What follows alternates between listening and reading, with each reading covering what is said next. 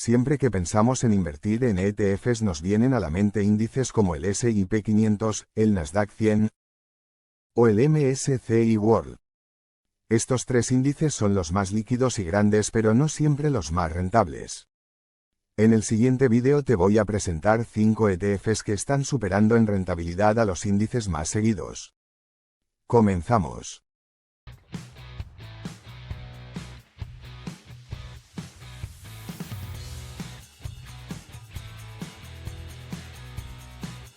(1) Xtrackers MSCI World Utilities UCITS ETF 1C.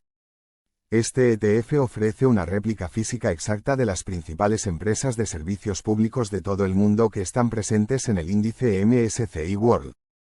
Ello incluye compañías eléctricas como la española Iberdrola, cuarta mayor acción del ETF por capitalización bursátil, la italiana Enel, y la líder mundial del sector, la norteamericana NextEra Energy, que ocupa la primera posición con una ponderación de casi el 9% en el ETF.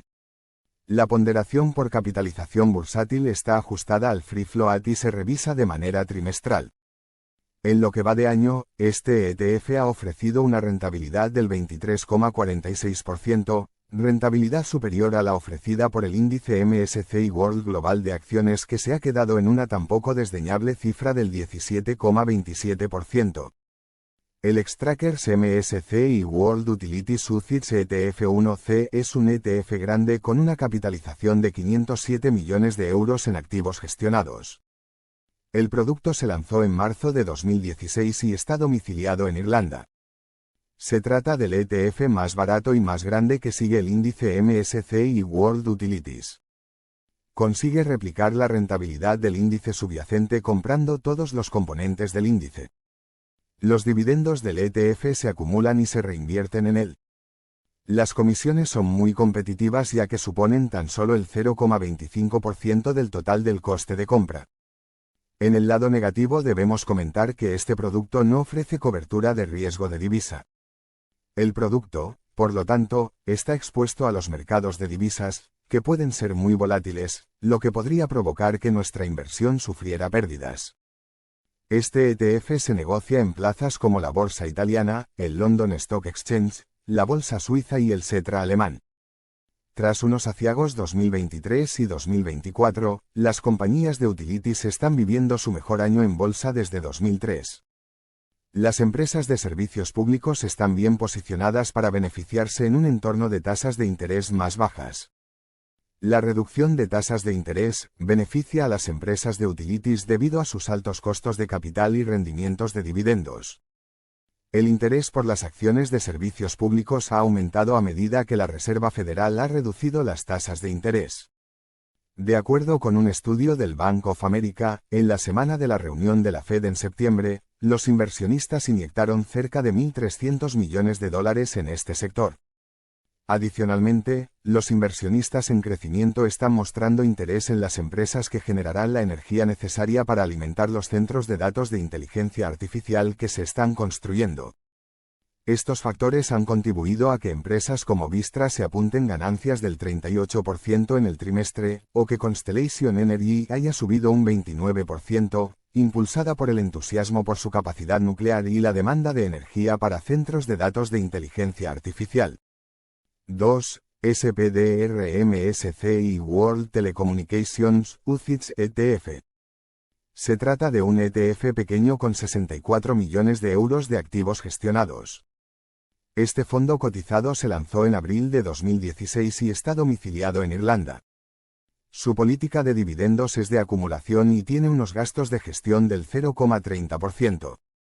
El ETF replica la rentabilidad del índice subyacente comprando todos los componentes del índice que componen el índice MSCI World Communication Services.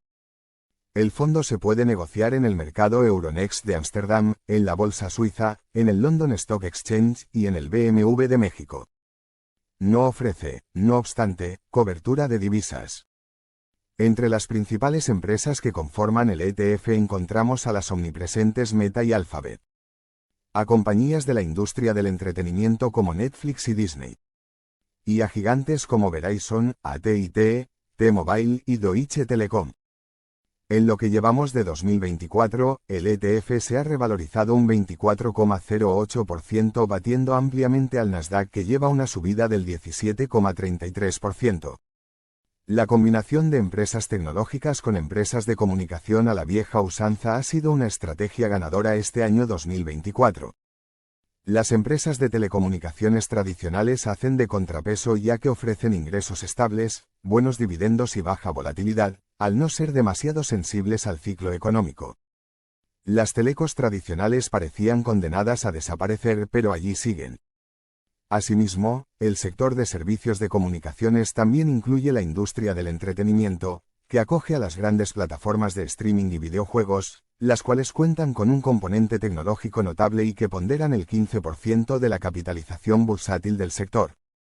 Bajo esta premisa, en 2016, los proveedores de los índices S&P y MSCI combinaron algunos gigantes tecnológicos de Estados Unidos con valores del sector de telecomunicaciones tradicionales y del entretenimiento, más la industria de los medios de comunicación, representados por proveedores de televisión por cable, cadenas de televisión, agencias de noticias y publicistas, creando así el sector de servicios de comunicaciones. Si te está gustando el vídeo, dale un buen like, comparte, comenta, suscríbete y activa la campanita de notificaciones para no perderte ninguno de nuestros contenidos. 3. VanEck Defense UCITS ETF. Se trata del único fondo cotizado que sigue el índice Market Vector Global Defense Industry, que engloba las principales empresas del sector militar y de defensa. El ETF replica la rentabilidad del índice subyacente comprando todos los componentes del índice según capitalización bursátil. Los dividendos obtenidos se acumulan y se reinvierten en el ETF. El VanEck Defense UCITS ETF-A es un ETF grande con 980 millones de euros de activos gestionados, de relativa nueva creación puesto que se lanzó el 31 de marzo de 2023 y está domiciliado en Irlanda. La ratio de gastos totales del ETF es del 0,55% y no ofrece cobertura de divisas. La rentabilidad acumulada por este fondo cotizado durante 2024 alcanza el 38,24%. Un rendimiento que prácticamente dobla al principal benchmark, que es el S&P 500, que acumula hasta el momento unas subidas del 20%. Mientras la incertidumbre global persiste por los conflictos en Oriente Medio y Ucrania, los negocios relacionados con la seguridad y la defensa despierta el apetito inversor. El VanEck Defense UCITS ETF-A facilita la inversión en las principales compañías de defensa y ciberseguridad. Palantir Technologies lidera el ETF con una ponderación de casi el 10%. Palantir Technologies, Inc. es una compañía estadounidense de software y servicios privada, especializada en análisis de Big Data. Fundada en 2004, los principales clientes de la compañía son las agencias federales de la Comunidad de Inteligencia de los Estados Unidos. Palantir acumula una subida del 120% en lo que va de año. En el ETF podemos encontrar otras importantes empresas como el Grupo Thales, compañía francesa dedicada al desarrollo de sistemas de información y servicios para los mercados aeroespacial, de defensa y seguridad. El grupo industrial italiano Leonardo SpA, focalizado en el sector aeronáutico, o el fabricante sueco de vehículos Saab, que mediante su filial Saab AB proporciona motores para vehículos militares. 4. LIG Gold Mining UCITS ETF. Este fondo cotizado replica el índice DAX Global Gold Miners, el cual replica las principales compañías mineras del mundo cuyos ingresos provienen, al menos en un 50%, de la explotación de minas de oro. El ETF replica la rentabilidad del índice subyacente comprando todos los componentes del índice y los dividendos son acumulativos.